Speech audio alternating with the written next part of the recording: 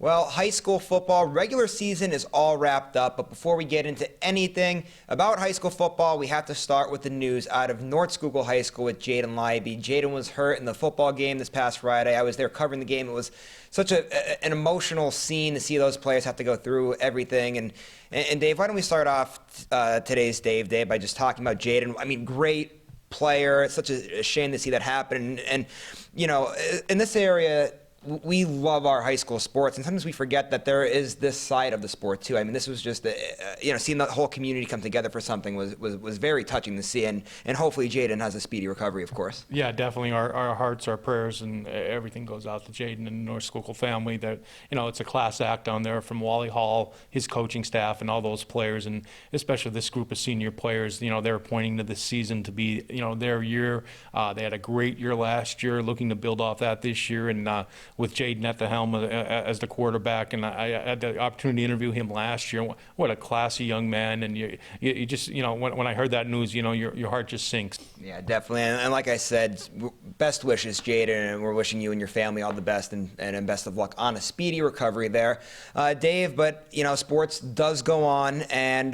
North Schuylkill League Division I champions. Like I said, I was there covering the game. We have a feature on SSP TV News about them, and what a great season for the Spartans, led by Tyler Elsden there, a great player on both sides of the ball. Have you seen North Schuylkill play this year, and have you been impressed by them? I haven't seen them play this year, but I've been following them closely after covering them, quite extensively in the playoffs last year. And like I said, that they had a solid core coming back this year, and you're just looking forward to see what they can do this year. They had that early hiccup at Wyatt missing, but since then they flexed their muscles, and you put two running backs in the backfield like a Tyler Elsden and a Zach Chawanski, He's weighing better than 200 pounds, and you had Jaden in that lineup too. That's a very scary bunch, and defensively they were strong last year, even better this year, and they were just starting to peak now too, and they are starting to peak right now going into the playoffs. And then here at SSP TV, and I'm sure even down to Standard Speaker, a lot of Penn State fans, and that carries all throughout northeastern Pennsylvania. You guys are extremely happy. Another win, up to number 5 in the country. Dave, how you feeling after another great Penn State win? It was a big win because Michigan State's been their bugaboo the last few seasons. Whether home or away, it didn't matter. The Spartans seem to have James Franklin and Nittany Lions' number. Just watch the way this Penn State team plays. They do take each game as it comes, and it's cliche, but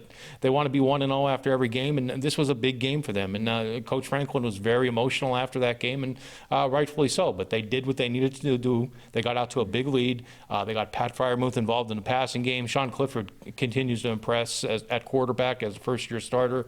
And then Penn State doesn't have to worry about going 1-0 this week. They're going to be on a bye. And it seems like the big talk is like, oh, wow, wait till the second last game of the year. Penn State, Ohio State, hold the phone. The next game, obviously a bye this week. But then Minnesota, another unbeaten team in the Big Ten that people are kind of forgetting about. Yeah, I mean, Minnesota's surprising. They had some close games against some teams that, Fresno State, Georgia Southern, South Dakota State, teams like that. But, those kind of games build character. And, since the Big Ten started, the Gophers have, really routed teams, just as Penn State has for the most part. And, they're for real. Don't take them lightly. They have a really good coach, an energetic coach in P.J. Fleck. They have a dynamic offense. So now let's transition from the gridiron to the baseball field. The World Series going on. Now, the time that we're filming this segment, it's in between Game 6. There's also the possible Game 7 still on the table. But, man, this World Series here, it looks like the Nationals are going to run away with things. They're up 2-0. They're playing red hot, going back home.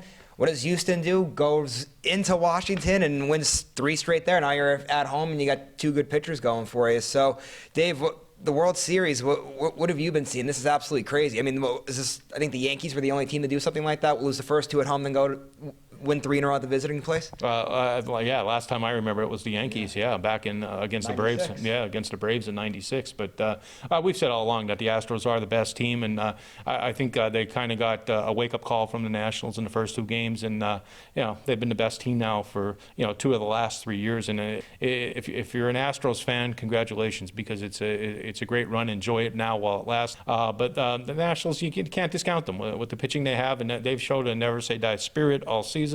But it'll be a tough hill to climb if they want to beat the Astros now.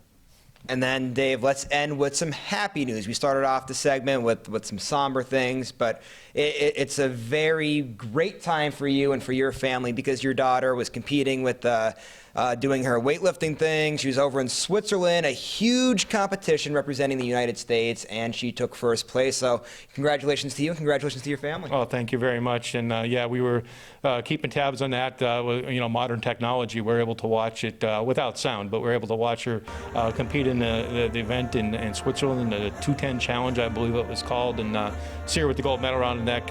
That's fine and dandy. But when they started playing the national anthem with your daughter in the middle of the stage, that's heartwarming, and it doesn't get any better than that. All right, Dave. Well, thanks for your time. Always busy here at SSP TV and at the Hazleton Standard Speaker. Remember, keep checking us both out for all your latest sports updates.